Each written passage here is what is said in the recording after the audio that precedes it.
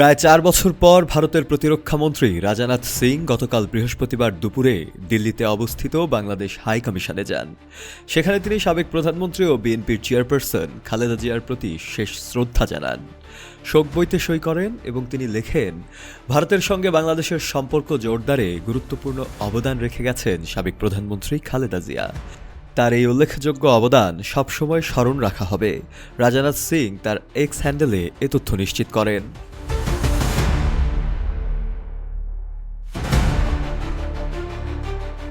একমাত্র smart city Bashundhara, আধুনিকতায় এক ধাপ এগিয়ে।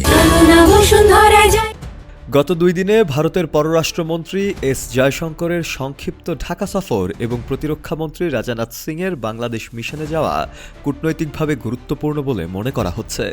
2024 সালের 5 আগস্টের গণঅভ্যুত্থানে আওয়ামী লীগ সরকারের পতনের পর এবং শেখ হাসিনা ভারতে চলে যাওয়ার পর দুই দেশের সম্পর্ক ধীরে ধীরে খারাপ হতে থাকে।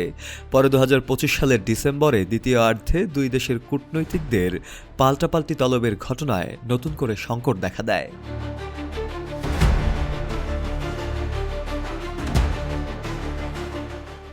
এই টানাপোড়েনের মধ্যেই ভারতের দুই গুরুত্বপূর্ণ রাজনৈতিক ব্যক্তিত্বের সাম্প্রতিক উদ্যোগ সম্পর্কের ভিন্ন ইঙ্গিত দিচ্ছে।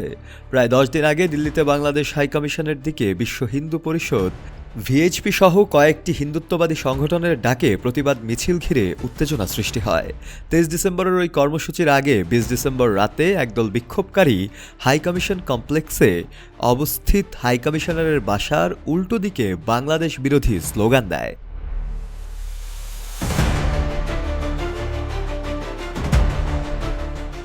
ওই রাতে হাইকমিশনারকে প্রাণনাশের হুমকি দেওয়ার অভিযোগ ওঠে, যা দুই দেশের মধ্যে তিক্ততা ও উত্তেজনা আরও বাড়িয়ে দেয়। তবে এসব ঘটনার এক সপ্তাহ না পেরোতেই রাজনাথ সিংয়ের বাংলাদেশ হাইকমিশনে গিয়ে খালেদা জিয়ার প্রতি শ্রদ্ধা জানানো তাৎপর্যপূর্ণ হিসেবে দেখা হচ্ছে। তিনি সাবেক প্রধানমন্ত্রীর প্রতি সম্মান জানানোর পাশাপাশি দূতাবাসে গিয়ে এই বার্তাও দিচ্ছেন যে দূতাবাসের সর্বোচ্চ নিরাপত্তা নিশ্চিত করার দায়িত্বটাও দিল্লি নিচ্ছে। শফেল মাওলা, কালের কণ্ঠ।